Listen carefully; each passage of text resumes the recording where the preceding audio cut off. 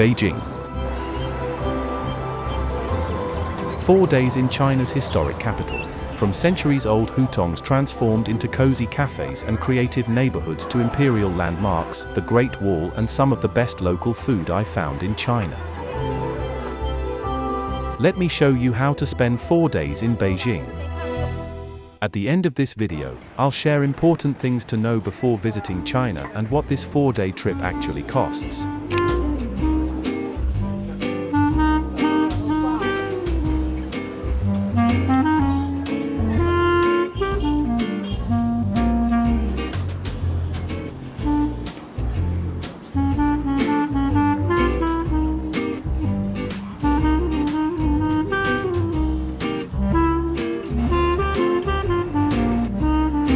My journey began in the heart of Beijing, wandering through the historic streets of Dashilan. Once one of the city's busiest commercial districts, it's still lined with traditional storefronts, narrow alleyways, and local restaurants.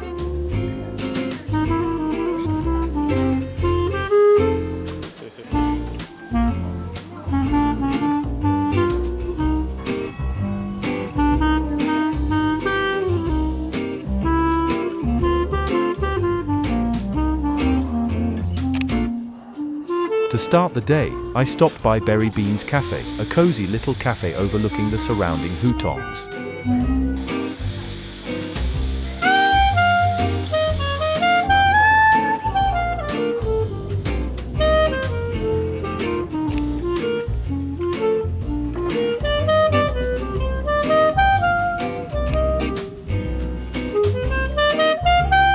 Not far away, I stumbled upon a small local restaurant serving one of Beijing's most traditional dishes, hand-pulled noodles topped with a rich soybean paste sauce.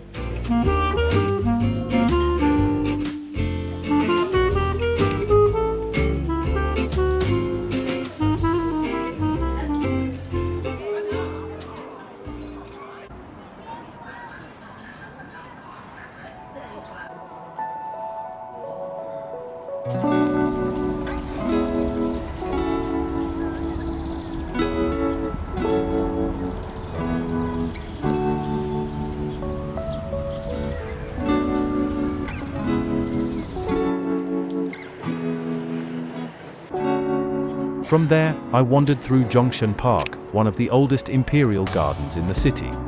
Once reserved exclusively for the emperors of the Ming and Qing dynasties, today it's a peaceful escape where locals come to relax beneath centuries-old trees.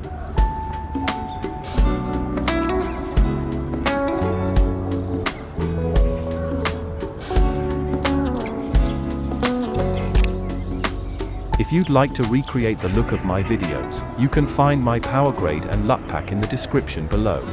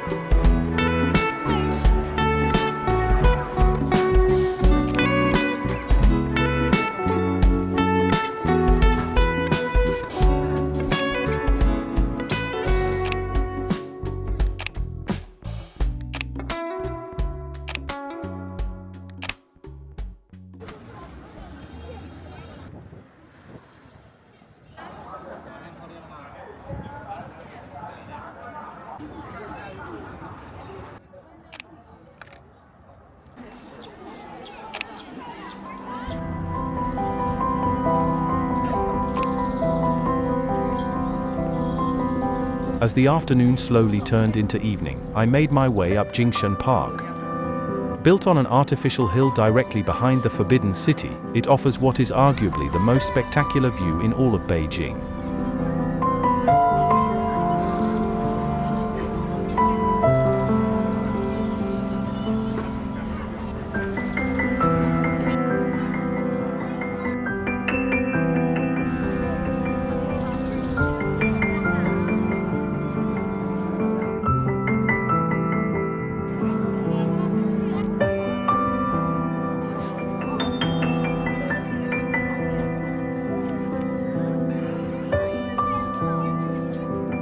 If you like this video, a thumbs up helps more than you think.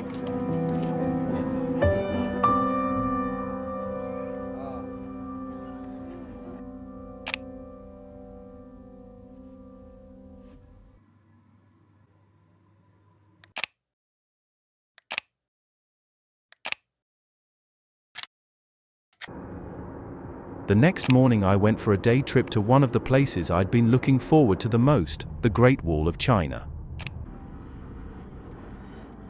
Rather than visiting the section closest to the city, I made my way to Mutianyu, one of the best preserved parts of the wall.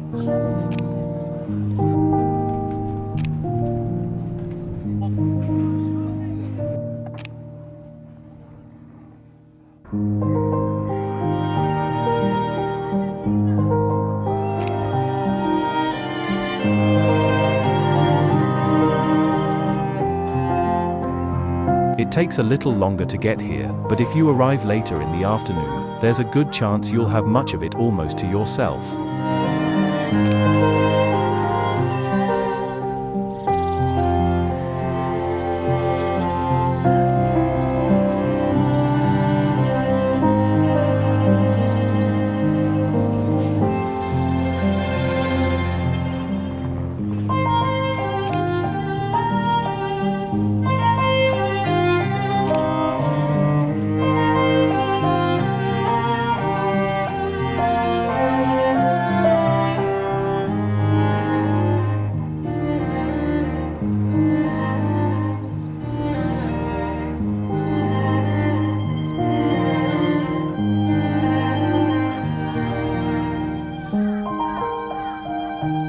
Instead of one continuous wall disappearing into the distance, what surprised me most was how it followed every ridge and mountain peak, rising and falling as far as the eye could see.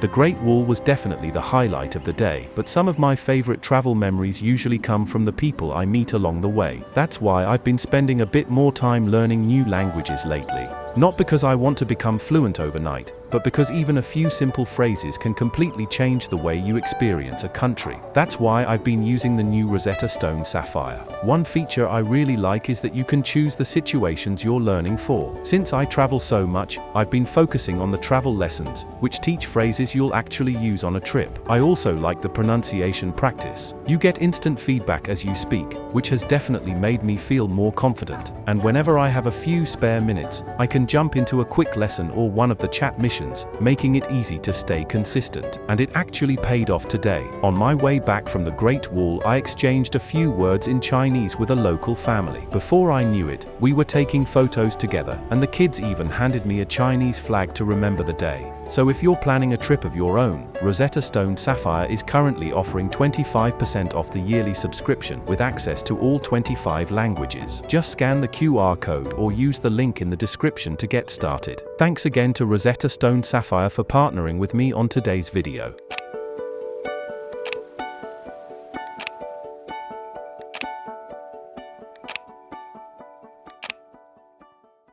To end the day, I headed to Niujie Snack Street, the heart of Beijing's Muslim quarter.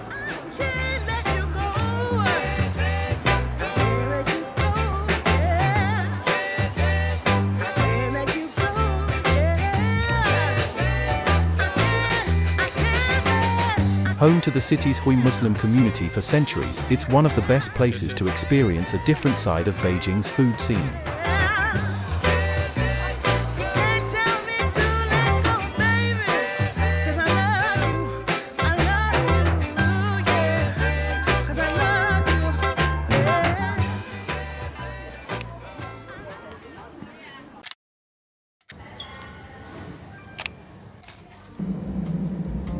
My third day in Beijing also marked the beginning of Golden Week, one of the busiest travel holidays in China. Unsurprisingly, the city felt much livelier than it had over the previous days.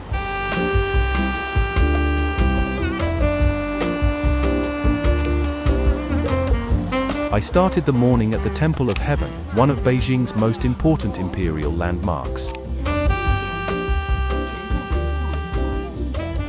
If you're planning a visit, I'd recommend entering through the south gate to see the entire complex in order.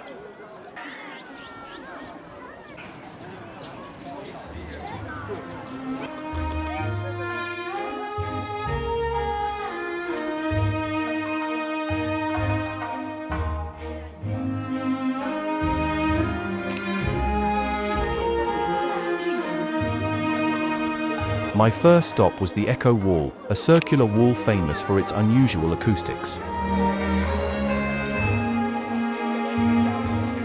Thanks to its design, a whisper spoken on one side can sometimes be heard surprisingly clearly on the other.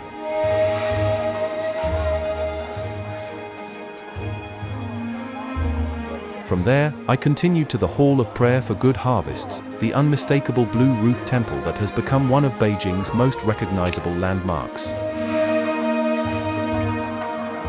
Built entirely from wood without using a single nail, it was once where emperors prayed for good harvests and prosperity for the empire.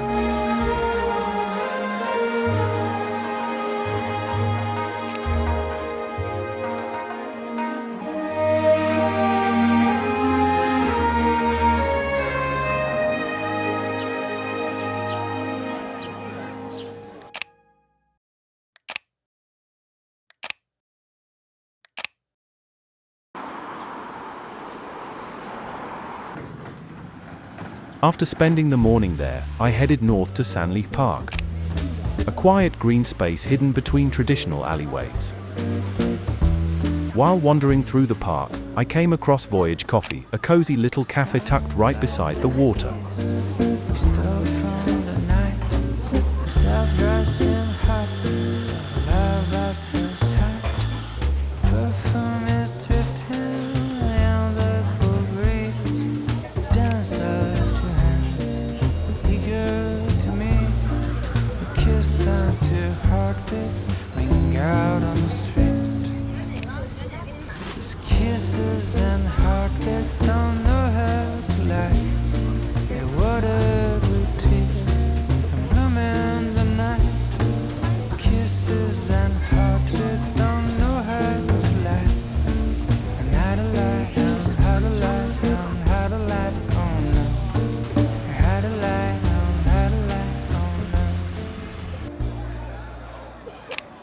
From there, it was only a short walk to Tianmen Pedestrian Street. Once one of Beijing's main commercial streets, it's now a lively mix of historic architecture, traditional shops, local snacks, and the nostalgic vintage trams that slowly make their way down the boulevard.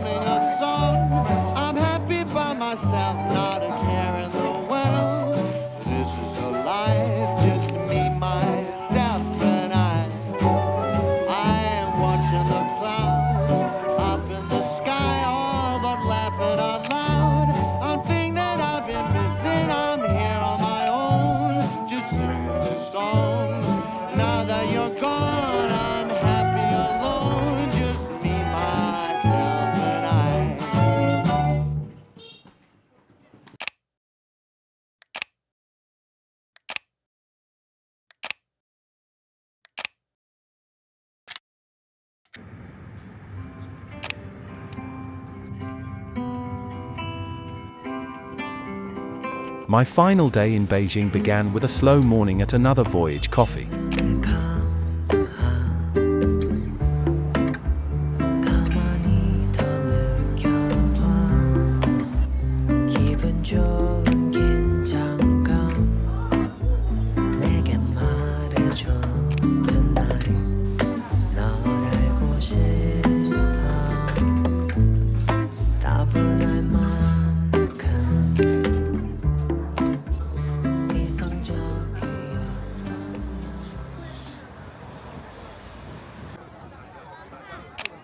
From there, I wandered through South Luogu Lane, one of Beijing's oldest Hutong districts.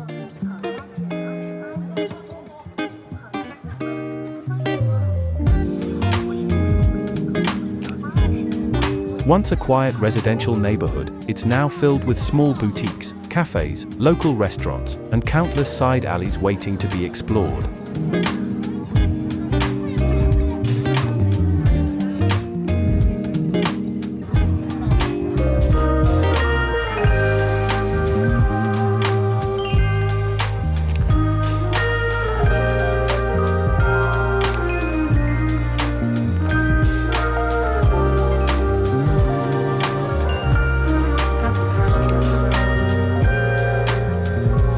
didn't take long before I found myself in North Luogu Alley. Lined with vintage clothing stores, cozy cafes, wine bars, and beautifully preserved courtyard houses.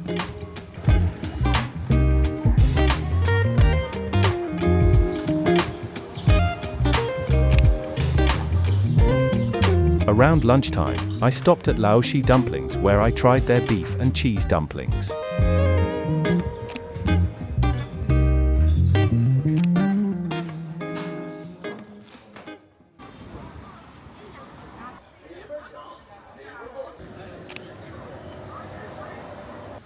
As the afternoon slowly came to an end, I took a ditty to Shichahai, one of Beijing's most charming historic districts.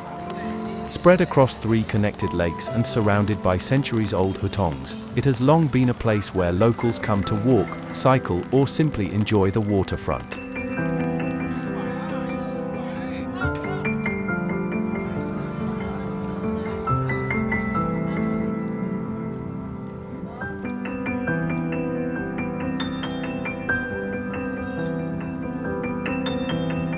As promised, here are a few things to know that'll make traveling in China a lot smoother. First, download a map before your trip. It's the navigation app locals use, and unlike Google Maps, a map has up-to-date and reliable information. I used it throughout the entire trip and never had any issues.